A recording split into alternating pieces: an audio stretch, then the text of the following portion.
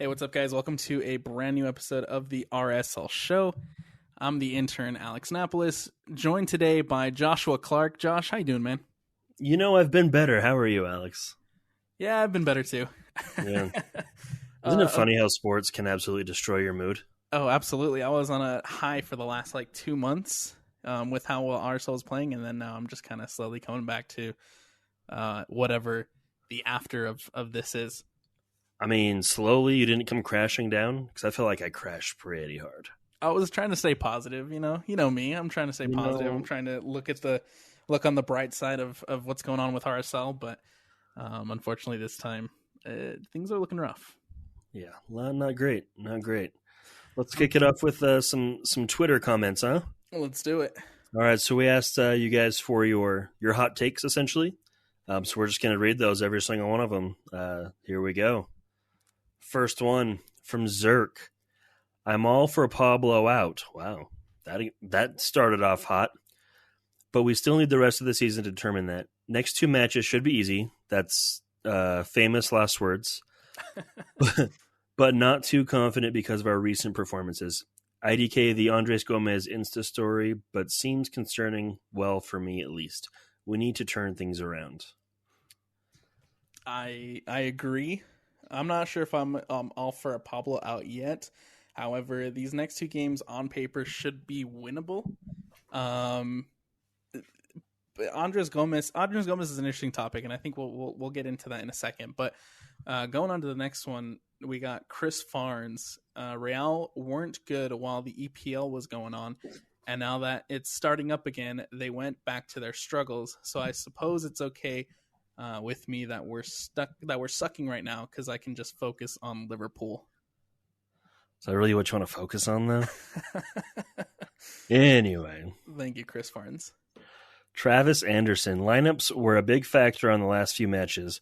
Put the best 11 on the pitch and keep them there until we have the lead and then close out the match. We need a dedicated 6 to stay close to the defense while we figure out our back line. We have to stop hemorrhaging goals. I agree. I think we talked about it too before the game, is that I didn't necessarily agree with the lineups that he put on for both Houston games. No, I don't agree with him at all, honestly.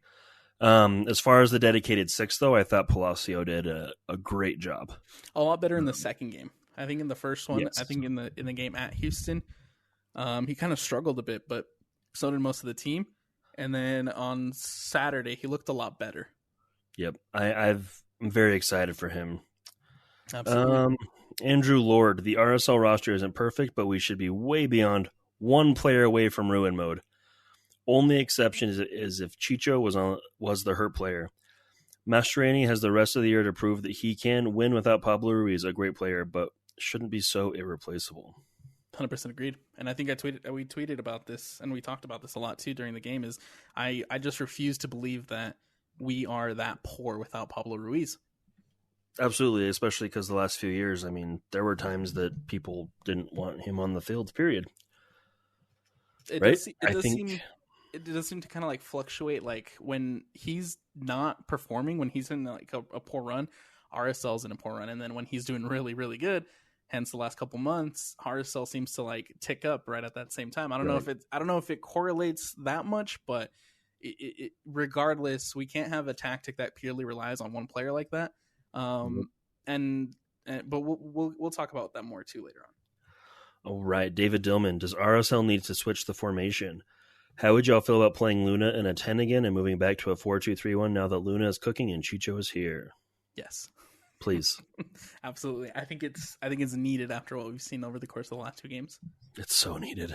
Yep. Will it happen? Big question. Carlos Sacco. We need to find some consistency in lineups on the back line. I understand the need for a rotation, but every game is a mystery of the combos that will be used. I would like to see Vera play left back once back rather than Oviedo, and at center back. Anelli should be a permanent right back starter. Agreed. It should be Vera, Silva, Glad, Anelli. No Brody? I'm higher on Anelli than Brody. Really? Absolutely. Interesting. Okay. Luke Rogers. We need to figure out our defense and get Chicho back scoring goals, but Diego in the 10, and I think things could change. This one's really interesting because that was exactly the question I asked Pablo Mastroeni in the post-game presser, and that was like the most alive, most human answer I've ever seen Pablo give. I was like, what's happened? Like, what's changed? Like, what's been going on? Why are we giving up 14 goals in 5 games after shutting out some really good high-scoring teams like Orlando, like Seattle?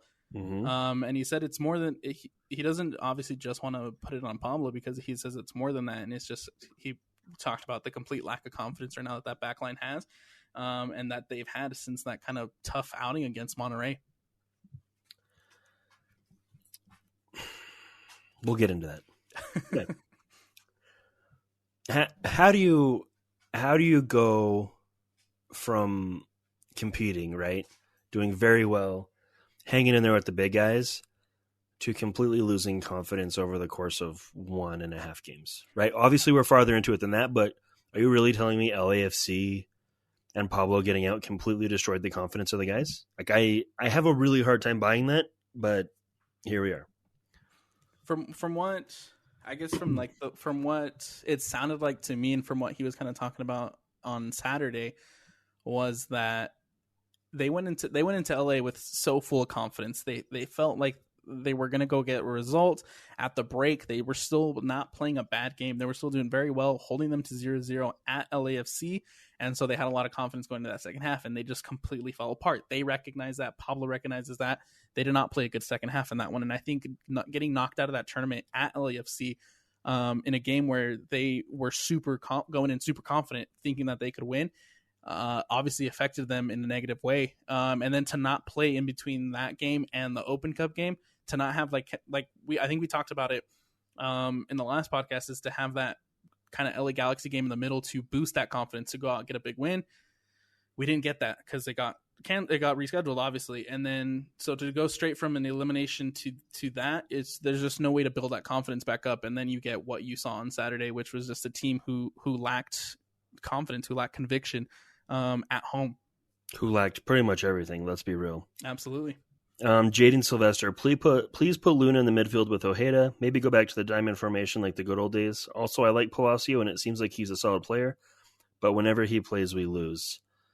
Whenever he's played, basically we've lost, but you got to remember he's a new guy coming in at a weird time. I definitely won't put this on Palacio. I think he's going to end up being more solid than even Ruiz. I think he has an extremely high upside. I think he's just getting an unfortunate run with the team, right? It's going to take a while for him to mesh with, and for the guys to mesh with him. But I thought we saw a lot of promise from him on Saturday. But absolutely. I would like to see Luna in midfield, maybe not a diamond, but Luna at the 10 for sure. Absolutely. Gabriel, between 2021 and 2023, these teams parted ways with their coaches. Bayern, Nagelsmann, Monaco, Kovac, Aston Villa, Gerrard, Chelsea, Tuchel, PSG, Pochettino, yet here we are, Pablo out. Yeah. Sonny Utana, maybe, just maybe, Houston's press is quite good and they deserve credit for taking it to RSL. Yeah. Sure, but counter to that, RSL's press has been very good, and we've been pressing the pressing teams, which is how we've been getting results until we stopped pressing against LAFC and haven't figured out how to do it again. And then I want to give huge credit to Houston for doing for the press that they had against Real Salt Lake over the course of the 2 games, because LAFC and the LAFC game and the Monterrey game really gave other teams a blueprint on how to beat this team, on how to make that backline shaky, on how to put pressure on in the midfield to win back possession. They did it really well. LAFC and Monterrey did it really well because they are top teams, and Houston and Ben Olsen saw that and I feel like they took a lot of advantage of that against us in both the Open Cup match and on Saturday. Right. And this is where people question Pablo, right? Obviously teams have figured you out. How do you adjust?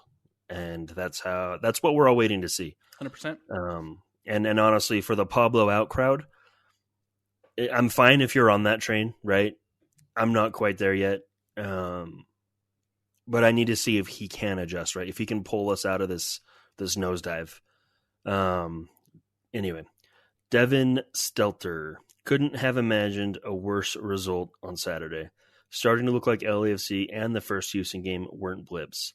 My confidence is pretty low, and while Ruiz was important, it's hard to see how losing one player would cause this much dysfunction in all phases of our game. I absolutely agree. And to be completely honest, a bigger worry for me when you talk about dysfunction in the phases is the play of Justin Glad. Ever since that own goal, he has been not himself. And I think that's something that really needs to be addressed by the coaching staff. And hopefully, the team psychologist can get his head back on his shoulders. And then the last one for tonight, Tate Draper. This is the saltiest one, and I appreciate it. I appreciate the salt. I hate the coach starting strong. He doesn't understand tactics in the slightest. He also doesn't respect/value our best players and put some of our worst players on the pedestal, i.e. Pablo Ruiz. Wow. And Oviedo freaking sucks, and Luna, Sava, Chicho, Lofson, and Gomez are all fantastic. There's a lot to unpack in that one. That's a that's a wild take there. Yeah. I like that one. It's salty, though. It's salty, and, I salty. appreciate the salt. It is. I wouldn't say Ruiz is one of our worst players, though. I disagree. Oviedo is absolutely struggling this season, though. So, yeah. Yep. Anyway, that's the tweets. All right, so we'll start with the Open Cup because naturally, that's where we're at. Prior to Inter Miami's playing, who by the way, 2 finals in 2 months for Lionel Messi after just barely getting here. Greatest player in the world, my friend. Insane. It's ridiculous. It's honestly ridiculous. I will still die on the hill that Miami's getting some help. Yes. Either way, it's still ridiculous. Well, I mean, because we were both watching the game and we texted each other and we were like, dude, where did the 8 minutes come from? Because there was no way there was 8 minutes worth of stoppage time in that one. Nope, not even close. Yet here we are. Credit to Miami, I guess, for finally waking up and being good, but it's annoying to see Messi in another final after just barely getting here.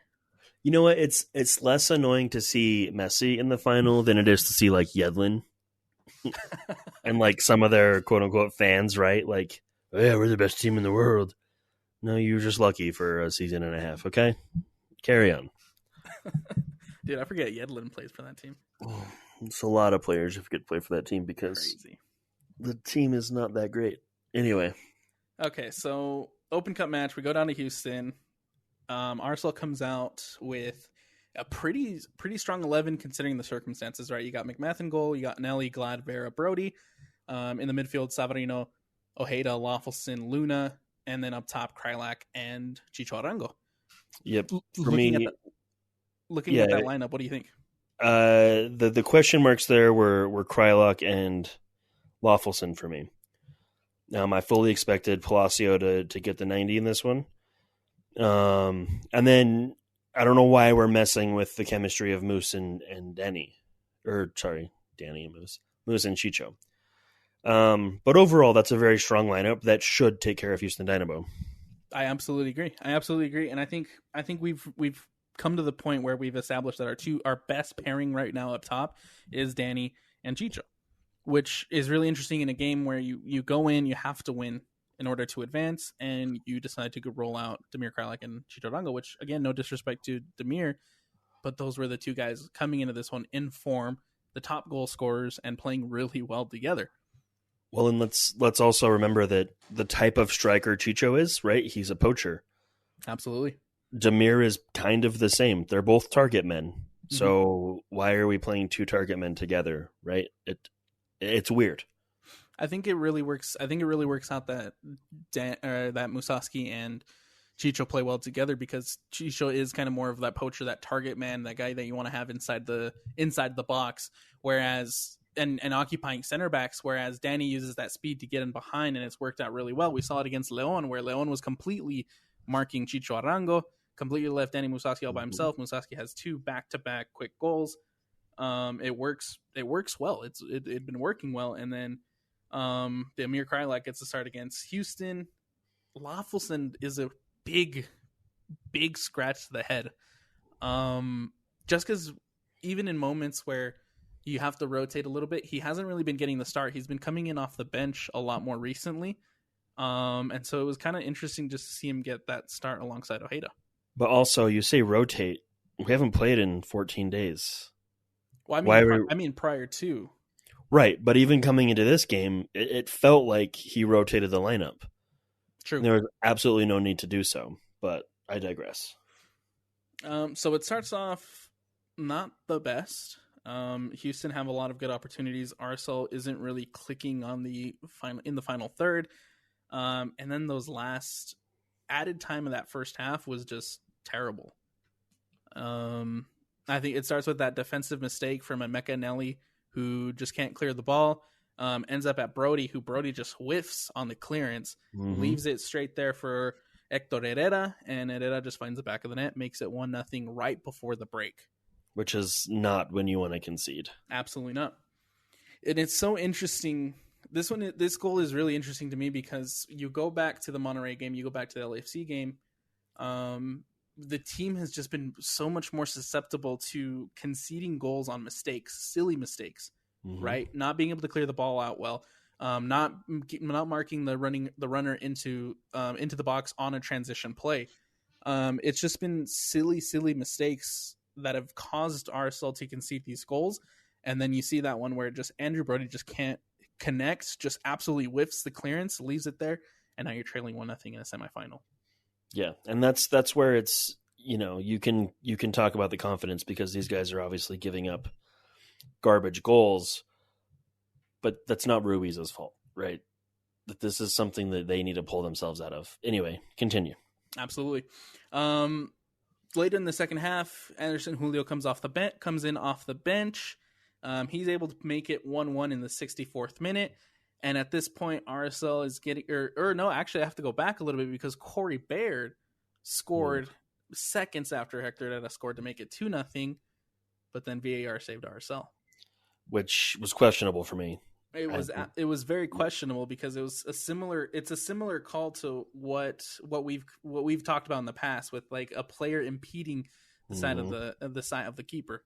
Yep. I think it's very lucky that we walked out that RSL was only down by 1 at the half. Yep. And then going into the second half, Anderson Julio is able to get the equalizer. At this point, RSL is building a little bit more on the attack. They're looking a little bit better, but I don't think the subs necessarily helped RSL in this one.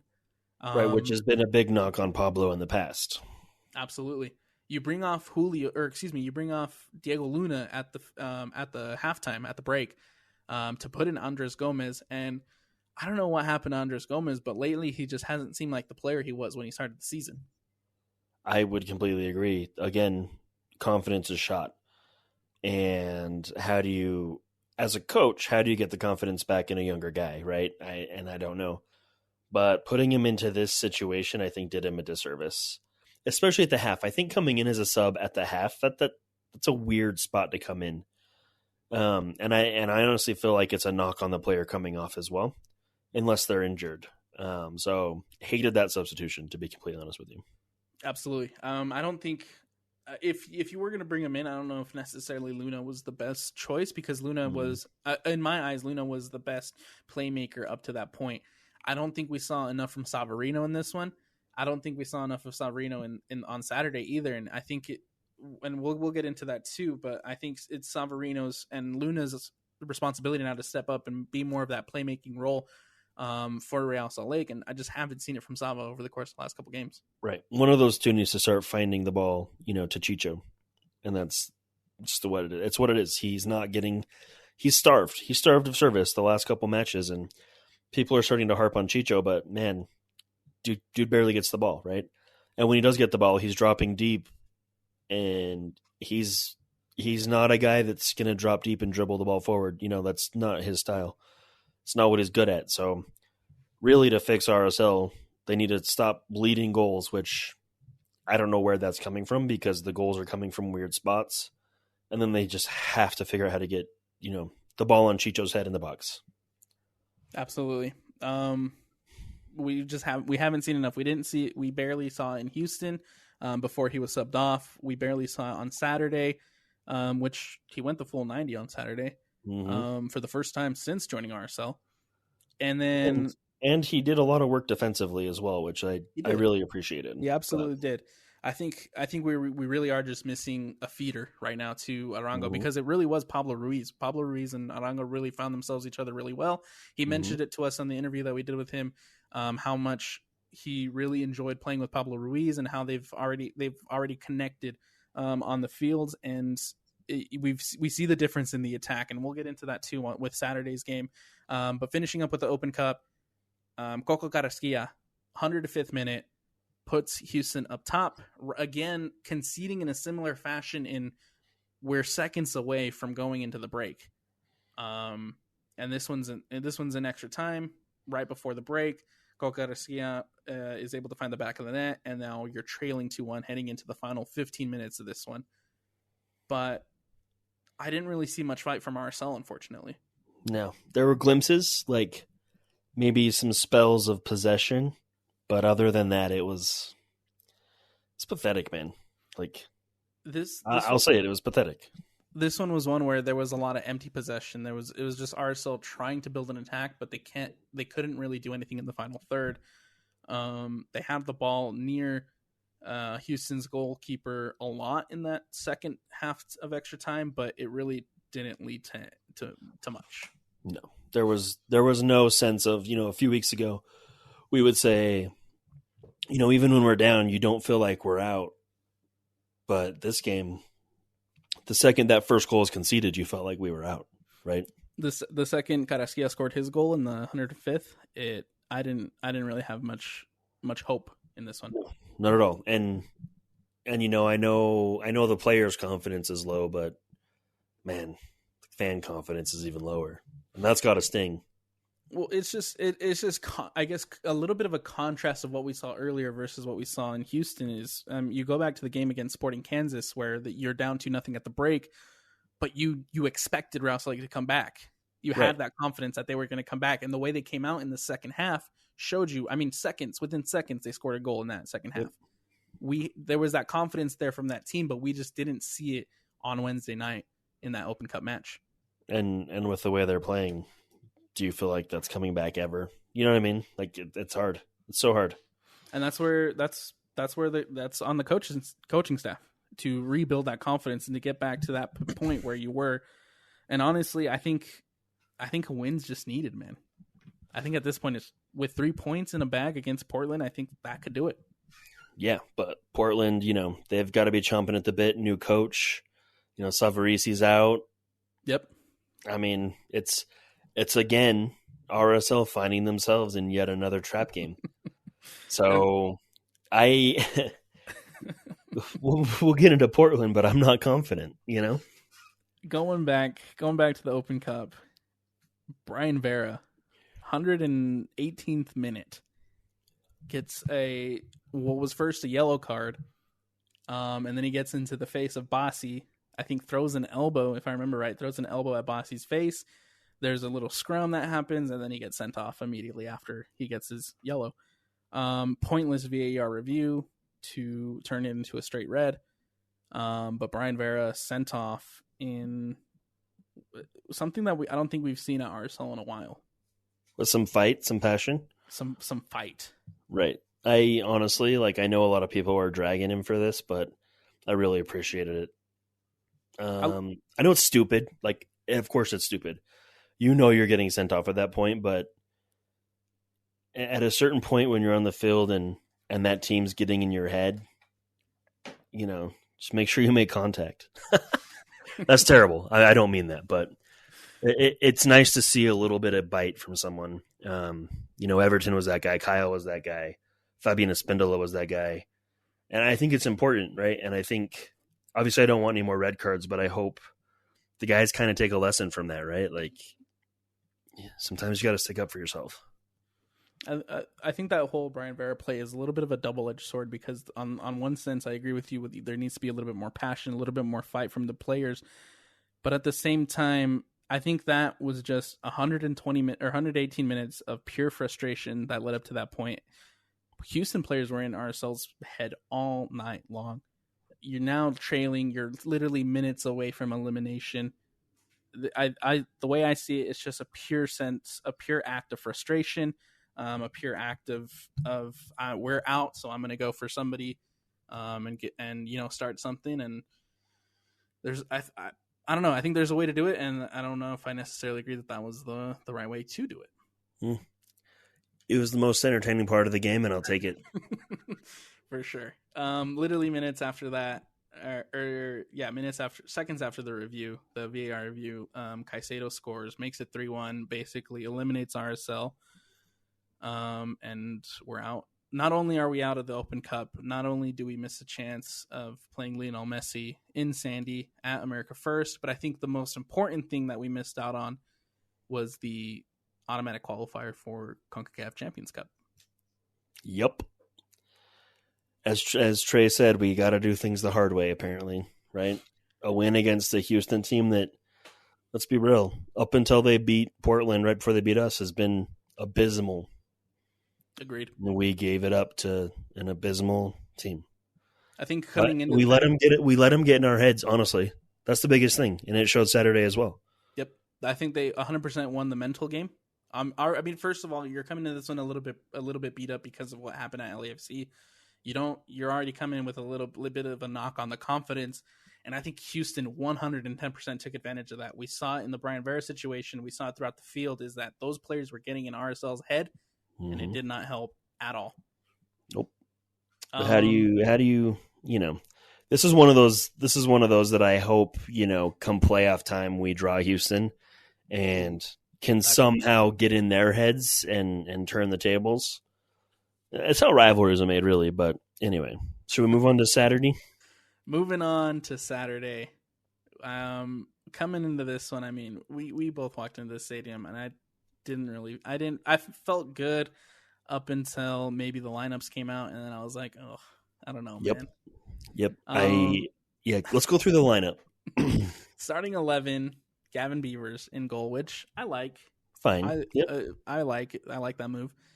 Bodie Hidalgo, Justin Glad, Marcelo Silva, Brian Oviedo. Raise that red flag, my guy. Absolutely. Immediately. You got absolutely worked by this team, and you're going to throw out probably your weakest backline. And this is no knock at Bodie. This is definitely a little bit of a knock at Oviedo, but those two aren't your best outside backs, right? Oviedo just unfortunately hasn't looked to be the part this season. He started off really well. He had like maybe 4 or 5 good games when he first signed, and then it's just been a little bit of a decline since. I fear his age is starting to show. I don't know if it's his age. I don't know if he was just kind of staying fit for the World Cup, because obviously he had a call up to the World Cup, but man, since the start of the season, Oviedo just hasn't looked the part. Yeah, I don't expect that option to be picked up. You move up to the midfield. You got Jefferson Savarino, Jasper Loffelson, Nelson Palacio, and Michael Chang. Yeah, why? I think the worst part about this is that Chang and Oviedo were on the same side. Yep. And that's where Houston tried to expose us a lot. Yep. You have Oviedo, who's obviously been struggling. If any coach is worth his weight in gold, he'll see that Oviedo's your target. And then you put Chang, who, let's be real, has had very few minutes the last couple months. You start him, and then you put him in front of the guy that's struggling. Zero sense, dude. Makes zero sense. It's such an interesting decision. And then up top, you go back to the natural pairing of Chicho Arango and Danny Musovski. But I think, to me, what stood out a little bit more than the personnel per se is running the same formation and running the same tactics when Pablo Mastroeni was in the post-match presser after the Open Cup match, saying that it was probably time to change the formation because we don't have a player who's going to fill in the void that Pablo Ruiz left. Right, and that formation's been exposed. Well, 110%. Everyone knows how to beat it now. It's just like when everyone figured out how to beat Jason Christ in his diamond midfield. Once they figured that out, Christ couldn't adapt, and it was game over for his coaching career. You know what I mean? We saw it with when he left for New York. Yep. And every stop since. It's I didn't like that we came out the same way. I didn't like that we came out in the 4-4-2, despite him saying that we needed to change. On the plus side, though, with him coming out in the same 4-4-2, we did see a little bit of a step up from Nelson Palacio. Absolutely. I think he was the player of the match, which is hard to have when you get, beat at home badly, but he was all over the place. He was doing what you need your Destroyer 6 to do. Absolutely. Absolutely. So, I really loved Palacio's play on Saturday. He was one of the few bright spots that I saw in that first half. But the first half, it wasn't good in the sense that we couldn't connect. We couldn't feed the forwards. There was nothing going on in the midfield. And because of that, we couldn't get Chicho involved. We couldn't get Danny Musaski involved. And it was just frustrating because we had no attack. Jefferson Savarino, again, was basically invisible in this one. And this is the moment where we need a Jefferson to step up. Yeah, I feel like Jefferson that felt like he was kind of uninterested in RSL at the beginning of the season.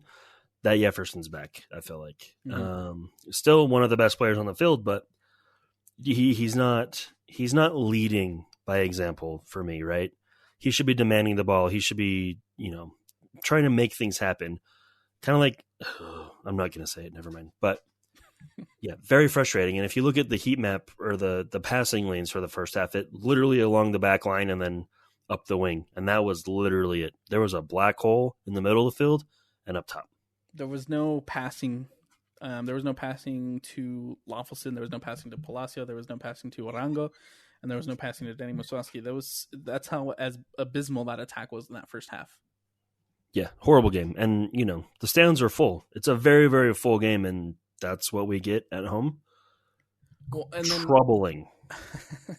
Which, yeah, hey, shout out RSL fans for showing up and making this the third in appearances. 500, close to beating that LAFC record. Shout out to the fans. I think 5,000 of those were high school dancers, though. But it's okay. 9 minutes into this one, again, you go back to the defensive mistakes that we were talking about earlier, in which we got Corey Baird running in all by himself to the box. No mark, nobody around him. The closest defender is 1.5 miles away, completely alone in the box. Just makes that run in. We can't, for some reason, something happened between that Monterrey game and that Seattle game. That Seattle win again in the Leagues Cup, this team was so good at stopping transition. They were so good at beating the transition, at hitting on the quick counters. They were the team that was taking the press. They were the team that was taking the transition. And now every team since then has taken the transition to RSL. Mm-hmm. We saw it with Corey Baird just running completely unmarked into the box and opening the scoring for Houston Dynamo.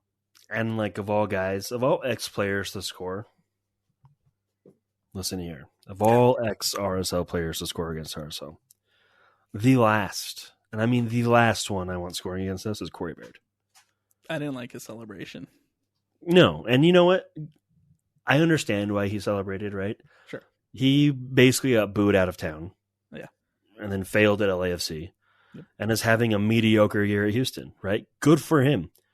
He's still one of the biggest disappointments to ever wear an RSL shirt. And, I don't know why we dislike him so much, right? Other players have missed flights. Other players have... I think it was his demeanor the whole time he was here. Yeah, he just... I don't know. But to let him score and then celebrate on the homestands just was annoying, man. So annoying. I didn't dislike Corey Baird up until that celebration. That celebration was disrespectful. Yeah, I mean... Rusnak scored on us, hasn't he? Yeah, but he didn't celebrate. Right.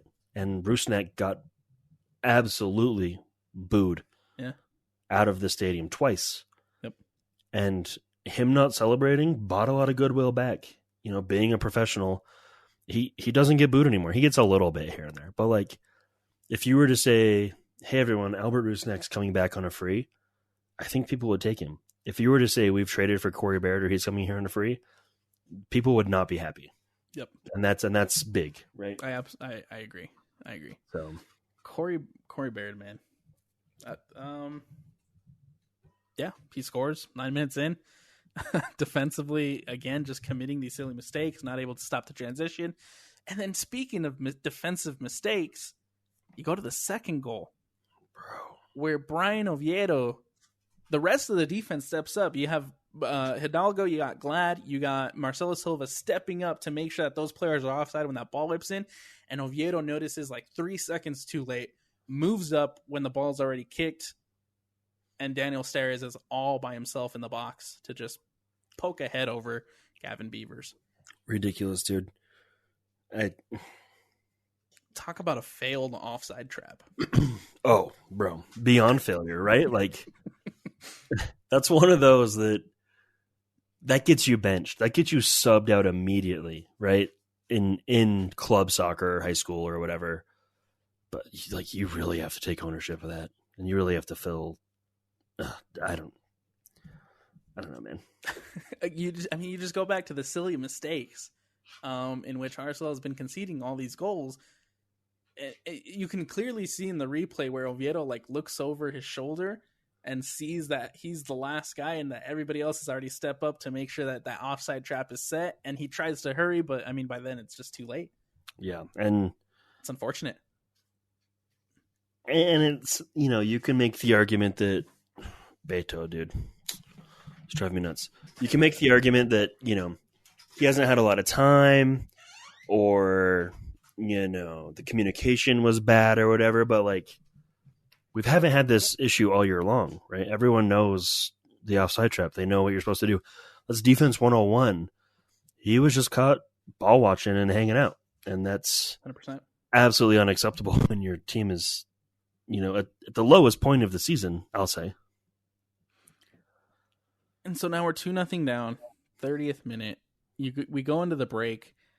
Was there changes at the half? No, there wasn't. Because I was quite upset, if you remember. Yeah, they came out the exact same way in the second half. But they did show a little bit of fight. They did show a little bit of fight once in the 60th minute after the delay, once Rubin, Luna, and Anderson came in.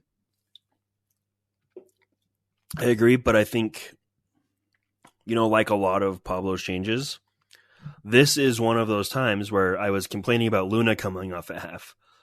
But this is one of those times that I'm absolutely okay with you making wholesale changes at the half because it's not working, right? You're doing down 2-0 at home, but you're going to let the guys ride it out for 60 or so, right? See if they can figure it out. No, this is when you need to adjust your tactics, adjust the squad on the field, and go for it.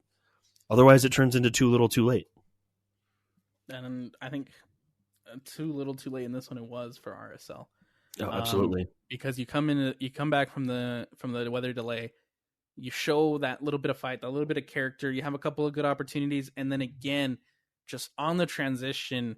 At this point, I think it's more of just pushing people forward to try to get back into this one more than a mistake in the transition. But regardless, it's off the transition on a quick counter.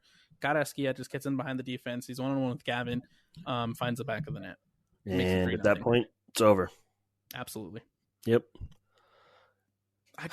I refuse to believe this team is that poor without Ruiz. I absolutely refuse as well. I know that it sucks for them, right? Your buddy's out on crutches and can't play, but what else is going on, right? I mean, the timing of the injury is just at the worst time possible, right? It's the leagues. You go down a Leagues Cup match, a game that you have to win, you get knocked out. Next game, it doesn't really look like there's a plan on how to replace Pablo Ruiz. You get walked all over in Houston, and then the same thing. You come out the same way, trying to solve that key in the midfield, and Houston just does the same thing they did to you on Wednesday. Yeah, again, coaching, right? No adjustment made. And then you have Gomez in the locker room during the rain delay, 2 minutes into it happening. Now, it was very cryptic, but for me, if your player who was in the 18, he was in the 18, right? He was on the bench. He was on the bench, yeah. Yeah. So he's in the 18 and immediately getting on his phone and posting something like that. That to me says the locker room's not good right now, right? That to me says players are either questioning the coach or they've given up on the coach. They've bought out. And again, he could have been posting it because of the rain delay, but it's so cryptic, man. Like, you can't have him doing that, A. And B, what's going on? What is going on? It's a bad look. It's a bad look. Very bad look. Going into the rain delay, you post that. It's a terrible look. There was even a situation after the Houston game on Wednesday where he took to Instagram to comment under some of MLS posts to complain about the ref, and he said that there was no fairness from the referees, that everything that RSL did, they called everything against RSL. There was no fairness in the calls to Houston. I didn't see that in this one per se, where he would be going after the referees again. Sure. Yeah, I don't. Either way, I know he's young, but you got to not let that stuff happen. And I know the team is probably very upset we saw that when we did, because they made him delete it right away. But if it wasn't us, someone else would have saw it. So, Gomez, I really want him to come good. I really do. I have faith he will, but he's definitely showing his age. Again, man, he's just not, unfortunately, just not the player he was at the beginning of the year.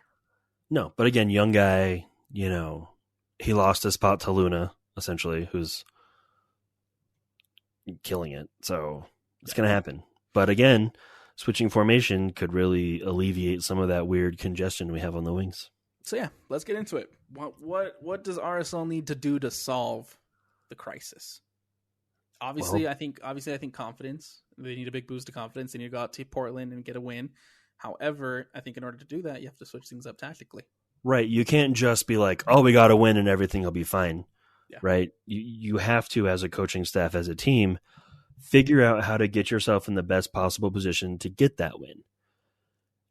And if we don't see the strongest lineup we have Wednesday, I don't care that we play Saturday. I want the strongest lineup both games. Mm-hmm. And I want to see some kind of different tactic. The press come back. I don't know where that went. Something has to happen. For Portland, they're not a good team, but they're fast, right? They've got some size. They're going to do some damage. If they want to press, they could give us fits. And Colorado, they're trash, but they would love nothing more than to feast on the very sad carcass of RSL right now. So we could be in for a very rough week. I think Colorado's season purely depends on the success they have against RSL at this point. Absolutely. They have no hope other than to not lose the Rocky Mountain Cup at this point. Yeah. Yep. So because they're going to come in on Saturday and they're going to be hungry. I think it's going to be a chippy game. Is it at home? It's at home, right? Yeah, it's here. Damn it. I won't be there. I won't either. It's fine. That makes me so sad in my heart. So looking at Wednesday's game against Portland, a Portland team who's coming into this one, again, not in the best form. They just lost Gio Savarese. It's a team that looks like they don't have any answers. And so I think a trip to Portland might be a good idea to go out and change things up, experiment a little bit, and figure out what's going to give you the best formation, what's going to give you the best tactics, what's going to give you the best results at this point. Mm-hmm. I think it would be really interesting to kind of see RSL switch over to a 4-3-3 and have a midfield of Nelson Palacio, Brian Ojeda, and Diego Luna. Okay. I could see it, but I think it would be good. I think it would be good too, but what are the actual odds that's the lineup we come out with? Probably I'll give it like a 20-80. 20% we do? 20% we do, 80% yeah, we do. I would not be shocked to see the exact same formation we've seen the last year. And a lot of people on Twitter have the same idea as me, as in Pablo Ruiz did so much on the offensive end. He did so much as far as playmaking, creating, orchestrating an attack. If you go back and you watch a lot of our goals, it starts in the midfield with either Brian Ojeda or Pablo Ruiz. Mm-hmm. And so you move to a 4-3-3, you kind of throw Luna into more of a central area, and you let him take the reins on that playmaking space, that spot that we need. We have a 10. We have a 10. Exactly. Have him start linking up with Chicho through the middle. Have him start linking up with Musaski through the middle. And then have it's going to it's gonna suck in the sense that I think Pablo loves to run with two strikers and he loves to have that two striker look. But it's just not going to work right now if you can't create in the midfield. And I think bringing Luna back, dropping him into that midfield space, I think would help create a lot. Right, and you're not going to get goals from two strikers if they're completely starved of the ball. Yep. You can bring Luna back, have two wingers provide crosses and whatnot, and God forbid someone plays a ball through the middle for Chicho. Right, not everything has to come from the wing. So. Yeah, I really hope that's what we see. And if it fails, at least we tried something. You're going to get less flack from the fans if you tried something and didn't work, rather than doing the same thing. This is the exact same thing we complained about last year with Pablo. So yeah, it's feeling like Groundhog Day again. But, we're in a good spot in the table, but we're not far away from sliding all the way down to 10th. Right. Well, and that's it. Everything in the Western Conference is so tight and congested right now that you are literally 2 losses away from being below that line. And so I think this is a very pivotal and important spot for Alsa Lake to wake up, get back to winning ways, pick up some points, especially on the road, and just see what happens from there. Because if we roll out with the same 4-4-2, trying to figure out the best midfield combination without Pablo Ruiz, it's not going to work. I think we're going to be too susceptible in transition, as we saw on Wednesday and Saturday. I think we're going to be we're not going to be able to create anything up the middle, as we saw on Wednesday and Saturday. And so it's a perfect opportunity to try to go out, try to figure it out before it gets too late. Yeah, and and like you said, it's the Western Conference. This is a 6-point swing in the West. Yeah. These 2 games could literally put us below the playoff line. Yep. That's the scary part. Scary. That is that is incredibly scary. To go from being so confident that I was confident that we would have at least a home game, a home playoff game, and then now it's like, oof. Yep. Are we gonna get those points and we even gonna get in the playoffs at this point and be good? Yeah. Again, it's just so interesting how much an injury changes the outlook of the season, right? Before, you go back to the Seattle game, we were talking about expectations for RSL, where we wanted them to end up the season, and now it's completely changed a month later because one guy is out. And I just refuse. We talked about the depth. We talked about how great this team looked on paper, and now we're in the situation where we need to figure it out. We need to figure it out quickly. Right, and that's kind of the point I was going to bring up. It's not like we don't have players that can do things. Yeah. Right? So this is purely coaching, purely tactics, purely personnel decisions. Sure, guys are like Glad is in a slump. Yes, he's in a slump. Glad will figure it out. He's a seasoned professional. But if you're not putting guys in good positions around Glad and the whole team's struggling, then Glad will continue to struggle. Right? Chicho's not putting in goals. Well, because you're not putting Chicho in positions to score. This isn't a player thing for me. This is absolutely a coaching. Except Oviedo. Liability. Sorry, Nick. I know you love him. It is what it is. And I want to go back to talk about the post-game presser on Saturday. Pablo mentioned a lot about the confidence, about how this team just, the way they lost the 2 elimination games really struck them. It really struck their confidence. I think there's other factors as well surrounding the issue. There's a lot of things going on around the club that I think is affecting the players as well mentally, because he went into a little bit of a rant about mental health in that press conference. And he talked about how you're in this situation where you lose these 2 games, but you don't really know what's going on with a player. You don't really know what's going on inside the locker room. You don't really know what's going on with the player inside his head, yada, yada, yada. And he just needs to help his players get back to that mentality, back to that confidence. And so it goes back to the hands. First of all, shout out Pablo for even mentioning that and talking about the mental health of the players. I thought that was super huge. I loved his answer. But it ultimately lands on the coaching staff and Pablo to get that confidence back into this team. Mm-hmm. And, I hope if any of our players are having mental health struggles or anything like that, then the team is helping them or they're stating it, right? 100%. I have a hard time buying that that's the whole issue, is that everyone's having a crisis right now. It could happen, but I don't know. I really hope we can pull out of this nosedive. I don't want to get on the Pablo out train. I don't want to get on this team sucks train. But these last couple matches have been really hard on my mental health. Okay, like it's hard to admit that a sport, a team sport, can affect you the way it does. But for a lot of people, this is their escape, right? This is how they unwind. This is how they find joy in ways they might not be able to find otherwise. So, when you see fans being so passionate and fired up and loud, it could go real deep too there. It's not them just being mean, right? It could really be affecting them as well. And I know, like, if you're a girl listening to this, you're like, oh my God, how can sports do this to you or whatever? But it really does, right? Like, I am much happier when RSL doesn't suck, point blank. 100%. So these last 2 weeks have been a frustrating time to be an RSL fan. Right. And I don't like getting on here with you guys talking about why we suck. It's a lot funner to talk about winning. It's a lot funner to talk about sick goals we've scored. It's a lot funner to talk about things we could win. And then next thing you know, we're trying to diagnose what's wrong with RSL. And again, we're not there every day, so we don't know. So then we end up looking like idiots when they turn things around. But, it's catch-22. It sucks. But do better, RSL.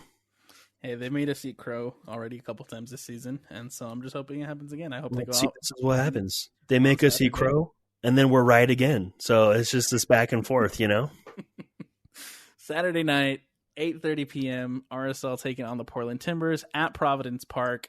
Wednesday night, and then Saturday night, here at America First, the Rocky Mountain Cup returns as Real Salt Lake take on Colorado Rapids at 7:30 p.m. Both games available on Apple TV. Both games available through the KSL Sports Zone. Josh, any last thoughts? Any last comments? Any last anything on Real Salt Lake? Well, if you really want the fans to be nice to you right now and your confidence back, lock down that Rocky Mountain Cup trophy on Saturday. Portland, trap game, whatever, but Saturday, you have to win, you have to dominate, or it's going to get nasty for everyone, And I think at this point there's only 9 games left this season. Bro, we're in the final stretch. What? Where'd the year go? We're there. It felt weird because of the Leagues Cup break. Like it doesn't feel like MLS plays back. Yeah, but think of how many 3-week games we had. That's true. That was exhausting. That's true. We only have a couple more of those left. Yeah, well, for me, really, just lock down that Rocky Mountain Cup. Don't let Colorado have anything on us. Don't let them have anything to hold over us. So we have the intern, Alex Napolis. Thank you, Joshua Clark, for joining us. Unfortunately, Annie Munoz and Isaac Munoz could not be with us today. But that's just about gonna do it for us here at the RSL show. Make sure to go subscribe on YouTube. Make sure to go follow us on Instagram, Twitter, wherever you get your socials from. Make sure to go check out the RSL show on the KSL Sports Network. And until next time, everybody have a good night. And have a good day.